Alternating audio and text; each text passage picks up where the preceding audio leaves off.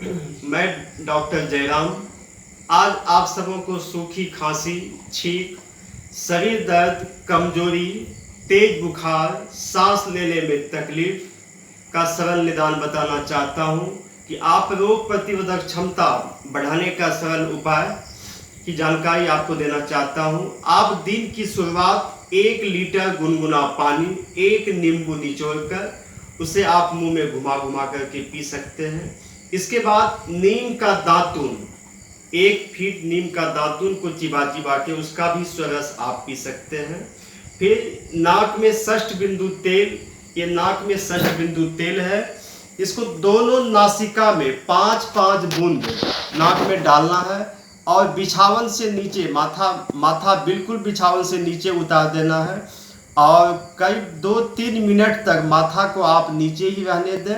इसके बाद धीरे धीरे आप सांस लें और छोड़ें। उसके बाद 1 गिलास गुनगुना पानी में 1/4 चम्मच काला नमक या सेंधा नमक डाल करके आप गरारा करें 2 से 3 मिनट तक।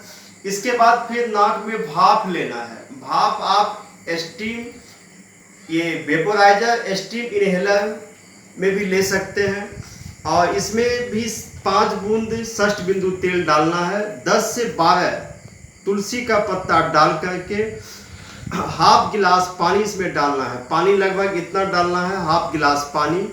फिर इसको भाप लें। इस तरह से दोनों नासिका से भाप लेना है, मुंह से छोड़ना है इसे।